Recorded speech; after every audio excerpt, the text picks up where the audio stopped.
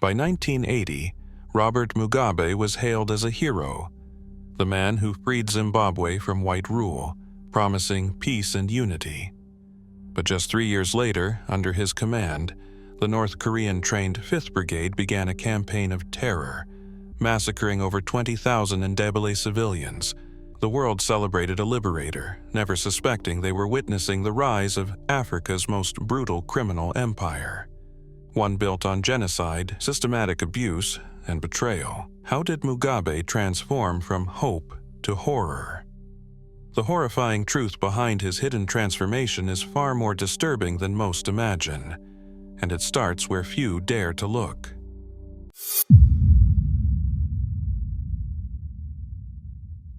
In April 1980, Robert Mugabe stood before a jubilant crowd in Salisbury, the new capital of Zimbabwe. He wore a dark suit and a quiet smile. His words broadcast across Africa and beyond. The world watched as he promised reconciliation, urging black and white citizens to unite and rebuild together. Foreign journalists described him as a statesman, a teacher turned revolutionary who had endured years in prison for daring to imagine a free nation. The United Nations sent messages of support. Western leaders, once wary of the liberation struggle, now praised Mugabe as a visionary who could guide Zimbabwe into a new era. His government moved quickly to expand education and healthcare, opening schools and clinics in rural districts long ignored under Rhodesian rule. Mugabe's early speeches called for forgiveness, not vengeance, and his cabinet included both former guerrillas and members of the old guard. For a brief moment, Zimbabwe seemed to embody the promise of African independence, a country where the scars of colonialism might finally heal. Across the continent, Mugabe's name became a symbol of hope. His portrait hung in classrooms, and his story was taught as proof that justice could triumph over oppression. In February 1983, a new force arrived in Matabeleland. The Fifth Brigade, trained by North Korean officers and commanded by Perence Shiri, rolled into villages under direct orders from Robert Mugabe and State Security Minister Emmerson Mnangagwa. Unlike regular army units, this brigade answered only to the highest offices in government. Their mission was not security, but eradication. Soldiers moved from village to village, rounding up Ndebele civilians accused of supporting so-called dissidents. Roadblocks and house-to-house raids became routine. Entire communities were forced to gather in open fields, where soldiers read out names and selected victims for punishment. In Balagwe and Canaan, makeshift detention camps filled with men, women, and children. The death toll climbed past 20,000. In Lupane, Cholocho, and Silobela, survivors recalled villages burned to the ground, families forced to watch as neighbors were shot. The Catholic Commission for Justice and Peace later documented hundreds of these massacres, but their reports were banned and commissioners threatened.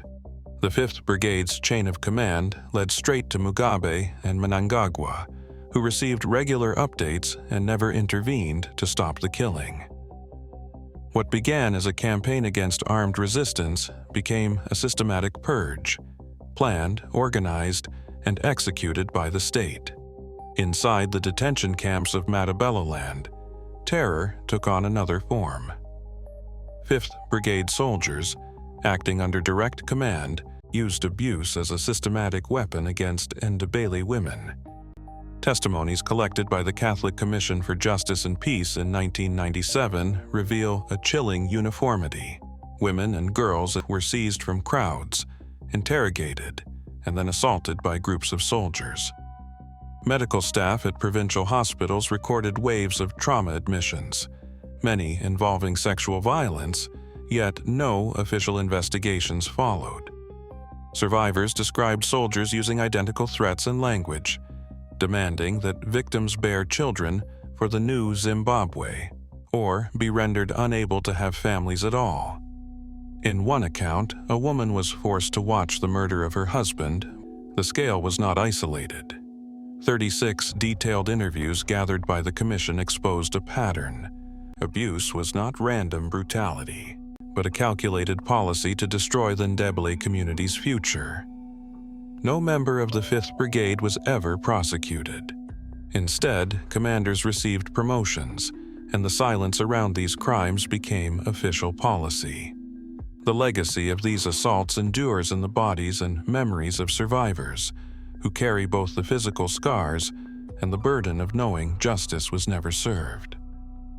By the late 1990s, ballots in Zimbabwe had become battlegrounds. Armed checkpoints sprang up on rural roads, manned by ZANU-PF youth militias and war veterans.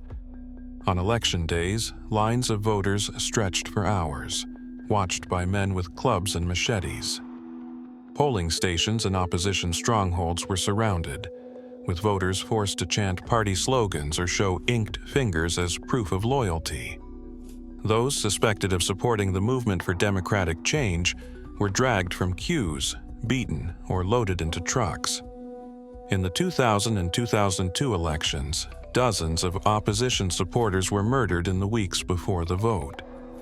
The violence escalated in 2008. That March, Mugabe's hold on power slipped when early results showed him trailing. In response, ZANU-PF militias launched a campaign of terror. Over 200 people were killed, and more than 500 abducted or disappeared. Villages that voted for the opposition were targeted for collective punishment. Homes burned, food stolen, families forced to flee. In urban neighborhoods, opposition activists were hunted down, tortured, and left for dead. Even after the ballots were counted, the violence continued. In January 2019, during protests over fuel prices, security forces arrested 17 women and abused them in custody. Medical records and court affidavits confirmed the assaults, but no one was prosecuted. For nearly 2 decades, elections in Zimbabwe became rituals of fear. The ballot box was guarded by men who answered not to the people, but to Mugabe and his inner circle. Each cycle, the machinery of terror adapted, moving from ethnic cleansing to political targeting, from open massacres to calculated disappearances and sexual violence.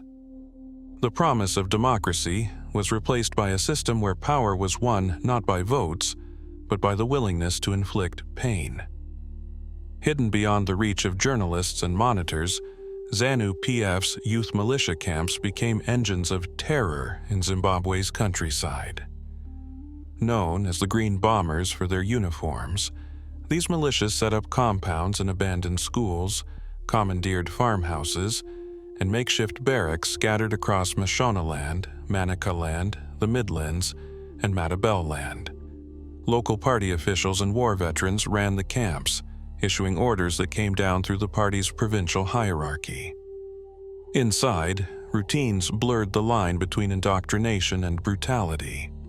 New arrivals, often abducted from their homes or snatched after opposition rallies, faced immediate violence.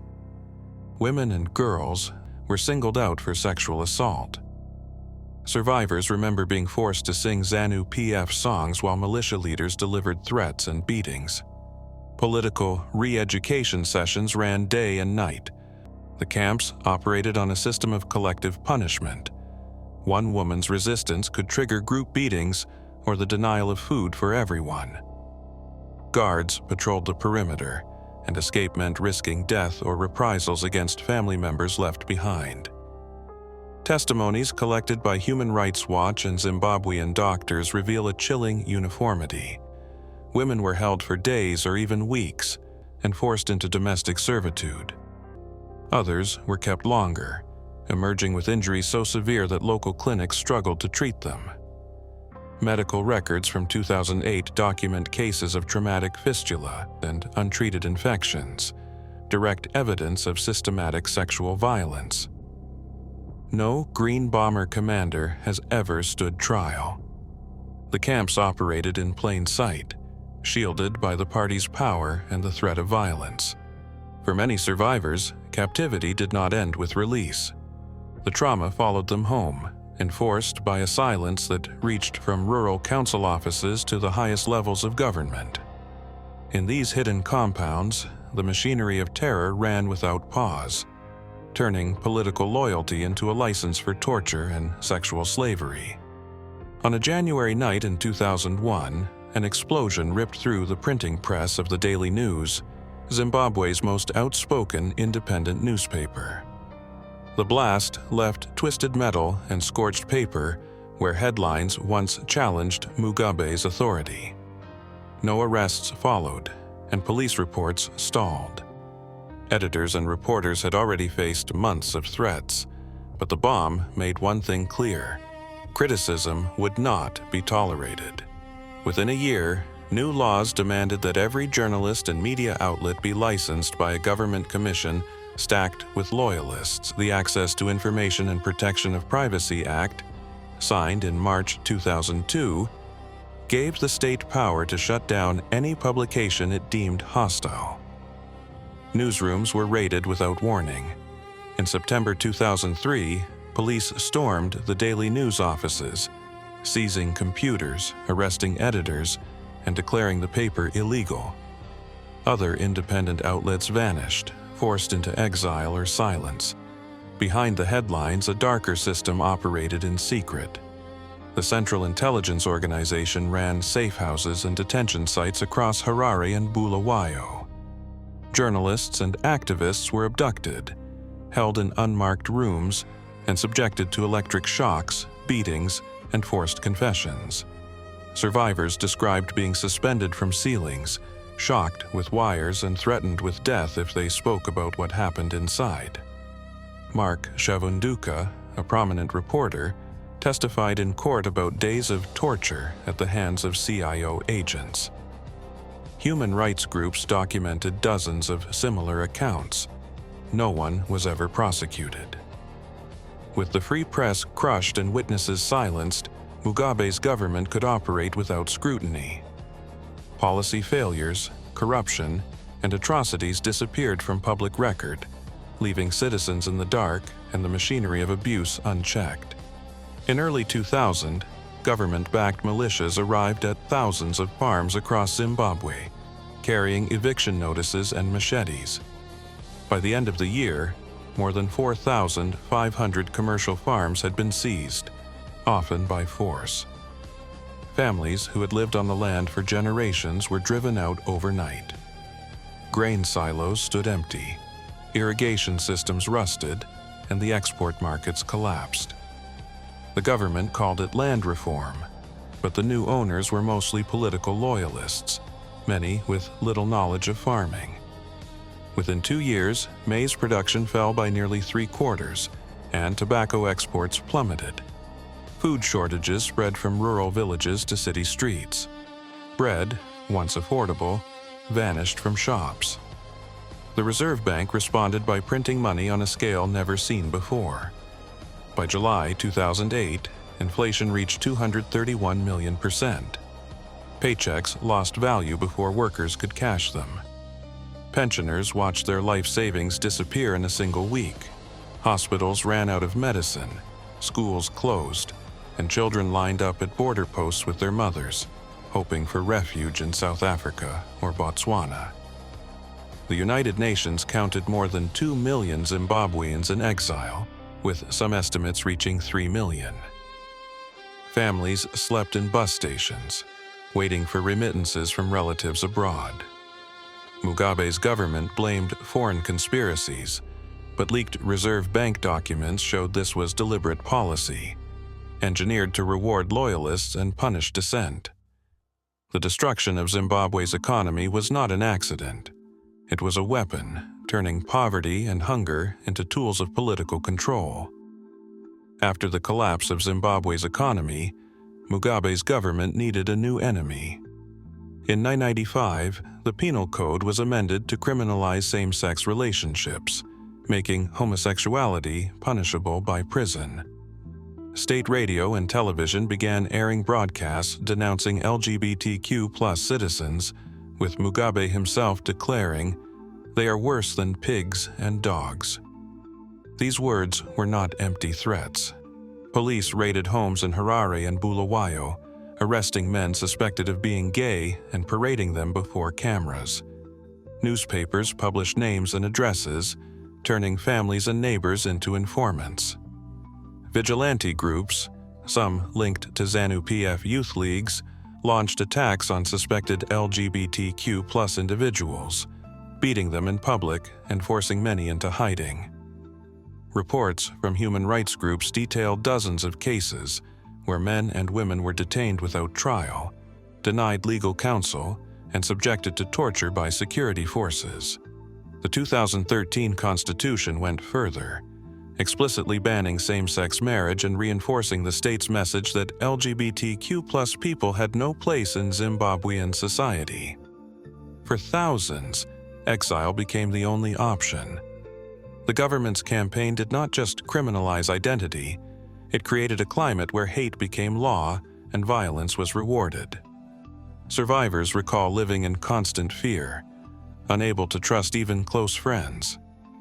In these years, anger over hunger and poverty was redirected, and a new scapegoat was chosen. Mugabe's regime manufactured enemies to distract from its own failures, ensuring that the machinery of repression found fresh targets whenever it needed them. Robert Mugabe died in a Singapore hospital in September 2019, never having been indicted for genocide or crimes against humanity. For the families of Gukurahundi's victims, justice remains as distant as ever. In Matabeleland, unmarked graves still dot the landscape, sites known to survivors, but kept secret to avoid government retaliation. Attempts by local activists to organize exhumations or memorials are met with threats and police roadblocks. Churches and non-governmental organizations have petitioned for truth commissions and reparations, but every request is denied or ignored. The government blocks forensic teams from accessing mass grave sites, citing national security. Relatives who try to honor the missing are warned to stay silent.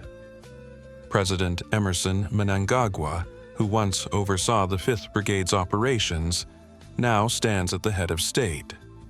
He dismisses calls for accountability, refusing to acknowledge his role or permit investigations. In public statements, he describes Gukurahundi as a closed chapter, a moment of madness, best left unexamined. International courts, including the International Criminal Court, have not pursued charges. Petitions from survivors and human rights lawyers gather dust in foreign offices. No compensation has been paid. No official apology has ever been issued. The machinery of denial remains as rigid as ever, ensuring that the memory of the massacres survives only in whispered stories and hidden graves. For thousands of families, the absence of justice is itself a daily punishment, a wound that will not heal while the architects of these crimes remain protected by power. Between 1983 and 1987, over 20,000 Ndebele civilians were murdered under Robert Mugabe's orders. With documented evidence from the Catholic Commission for Justice and Peace and survivor testimonies confirming systematic massacres, no one has been prosecuted for these crimes. The regime's violence continued through decades of election terror and media suppression, resulting in 231 million% hyperinflation and millions fleeing Zimbabwe. Despite petitions and international appeals, key government records on Gukurahundi and mass graves remain sealed, and current leaders like Emmerson Mnangagwa, named in original operational documents, deny responsibility. The full truth behind decision-making at the highest levels is still withheld. Today, Zimbabwe's victims live without justice, and Mugabe's co-conspirators retain power. The facts make clear.